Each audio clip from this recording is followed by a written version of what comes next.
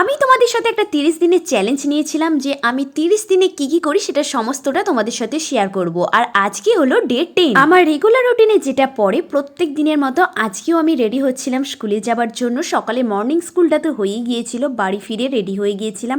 আর এই কদিন আমাদের এখানে রাত্রি হলেই বৃষ্টি হচ্ছে, সকালের ওয়েদারটা বেশ ভালো থাকছে। তো এখন তো আমি প্রপারভাবে রেডিও হয়ে গেছি, অভিকে এখন টাটা বাই বাই করে চলে যাচ্ছিলাম স্কুলে যাওয়ার জন্য। আর তোমাদের মধ্যে অনেকেই আমাকে জিজ্ঞাসা করেছো মর্নিংয়ে স্কুল করে আসার পর এই স্কুলটা আমি কিভাবে কি করি বা কিভাবে কি পেলাম।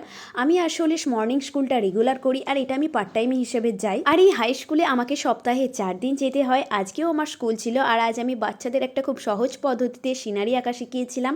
কেমন লাগছে অবশ্যই কমেন্টে জানিও। তারপর সমস্ত ক্লাস হয়ে যাওয়ার পর সবাই মিলে দুপুরের লাঞ্চটাকে সেরে নিয়েছিলাম।